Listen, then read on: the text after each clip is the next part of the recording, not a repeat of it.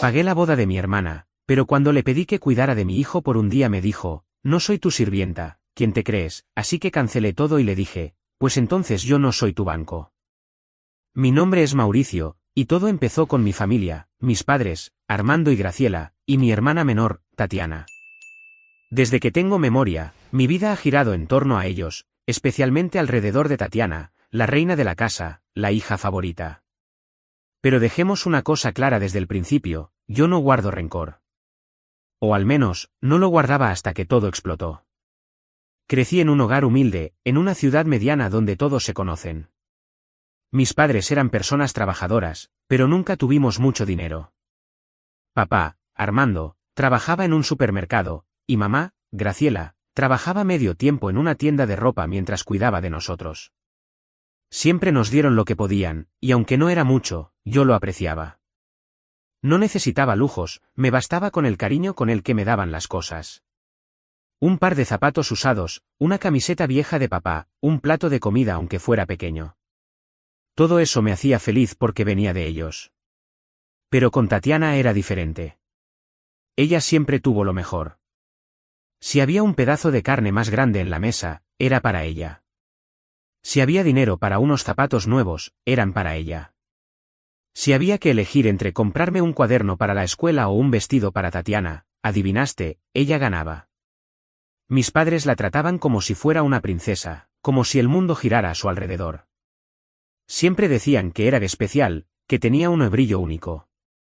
Yo, en cambio, era el hijo práctico, el que no pedía mucho, el que se conformaba. No me malinterpretes, amaba a mis padres con todo mi corazón, y ellos me trataban bien, nunca les reproché nada. Pensaba que si darle todo a Tatiana los hacía felices, estaba bien. Yo no necesitaba ser el favorito. Me decía a mí mismo que era solo una forma de hacerla sentir bien, de llenar algún vacío que tal vez ella tenía. Además, Tatiana y yo nunca fuimos cercanos. Desde pequeños, ella me miraba con desdén, como si yo fuera un estorbo. Si jugábamos juntos, ella siempre quería ser la líder, la que mandaba. Si yo lograba algo, como sacar buenas notas, ella encontraba la forma de opacarlo con alguna de sus historias. Y mis padres, bueno, ellos aplaudían cada cosa que ella hacía, mientras que mis logros pasaban desapercibidos. A pesar de todo, no me importaba demasiado. Me enfocaba en mis estudios, en mis sueños. Siempre quise ser médico, no solo por ayudar a los demás, sino porque sabía que era una forma de salir adelante, de construir algo para mí. Trabajé duro, estudié noches enteras, conseguí una beca y me convertí en cirujano. No cualquier cirujano, sino uno de los mejores de la ciudad. Mis pacientes me respetaban, mis colegas me admiraban, y poco a poco mi consultorio se llenó de gente que confiaba en mí. Con el tiempo, empecé a ganar buen dinero.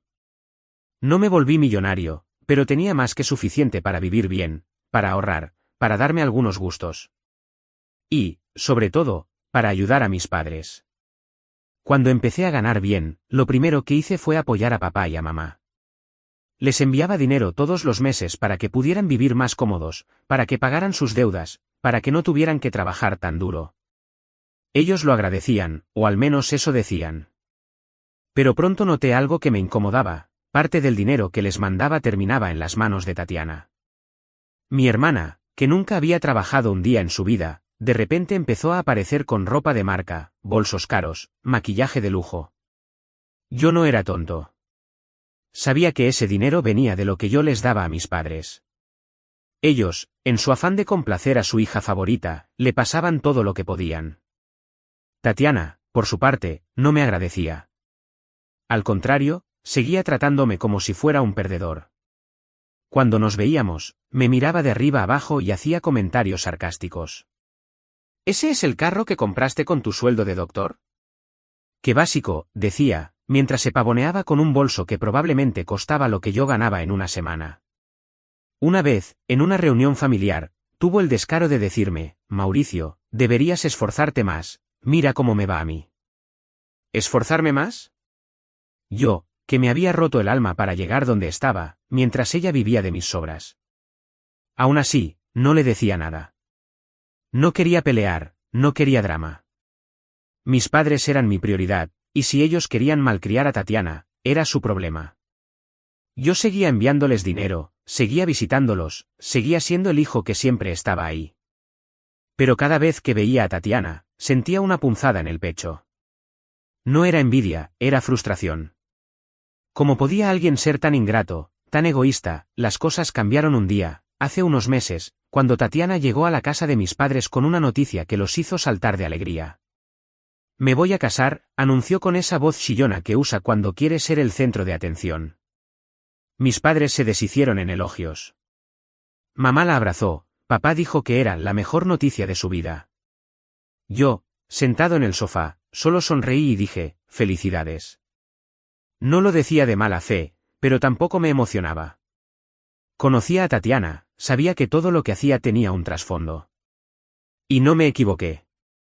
El prometido de Tatiana, según ella, era un empresario exitoso. Nadie sabía exactamente a qué se dedicaba, pero ella hablaba de él como si fuera un magnate. Decía que viajaban juntos, que él la llevaba a restaurantes caros, que le prometía una vida de lujo. Yo tenía mis dudas, pero no dije nada. Lo que sí dijo Tatiana, con una cara de víctima que no le creía a nadie, fue que no tenían dinero para la boda. No cualquier boda, claro, sino una boda lujosa, de esas que salen en revistas, con un salón en un hotel de 5 estrellas, catering gourmet, flores importadas, todo lo que una reina como ella merecía. Ahí había algo que me olía raro, porque si el prometido era un empresario exitoso, pero no tenía dinero, o no quería malgastar dinero en la boda, entonces no era millonario. Pero mis padres, que estaban embobados con la idea de ver a su hija favorita en el altar, se voltearon a mirarme. Sus ojos tenían esa mezcla de súplica y esperanza que conocía muy bien. Mauricio, dijo mamá, con esa voz dulce que usaba cuando quería convencerme de algo, tú sabes que siempre hemos soñado con ver a uno de nuestros hijos casarse. Sería tan lindo ver a Tatiana en el altar, ¿verdad? Papá asintió, añadiendo, es una oportunidad para que la familia brille, Mauricio. Tú eres el hombre de la casa ahora, el que tiene los medios. Quise decir que no. Quise recordarles todas las veces que Tatiana me había tratado mal, todas las veces que me llamó inútil, perdedor, o simplemente me ignoró. Quise decirles que no era justo que siempre tuviera que ser yo el que resolviera todo, mientras Tatiana se llevaba los aplausos. Pero no pude. Ver a mis padres tan ilusionados, tan felices, me ablandó el corazón. Los amaba demasiado. Así que, contra mi mejor juicio, dije, está bien, yo pagaré la boda. Tatiana no me dio las gracias. Ni siquiera fingió estar agradecida.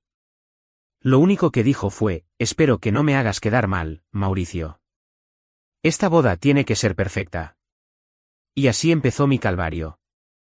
Desde ese momento, Tatiana y mamá se convirtieron en las organizadoras oficiales de la boda, y yo en el cajero automático.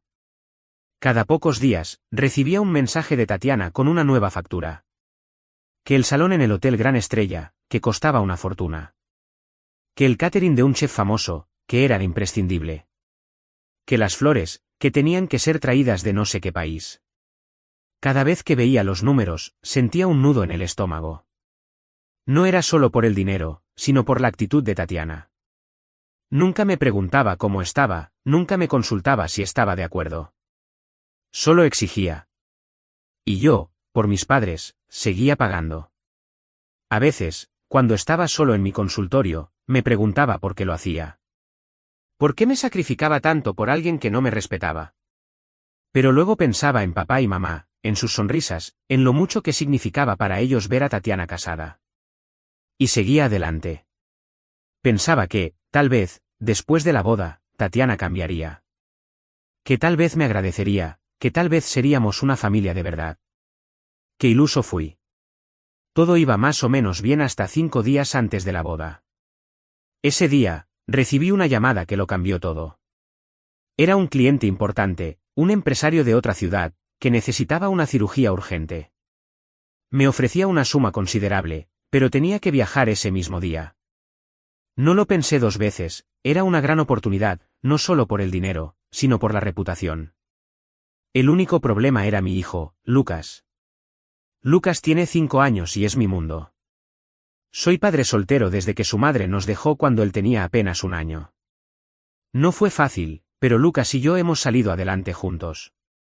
Es un niño dulce, curioso, y siempre está a mi lado, incluso en los días más difíciles. Ese día, Lucas estaba de vacaciones escolares, y mi niñera habitual no estaba disponible.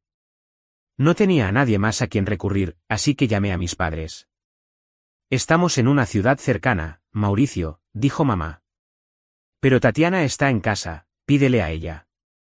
Mi corazón se hundió. Sabía que pedirle un favor a Tatiana era como jugar a la ruleta rusa. Pero no tenía opción.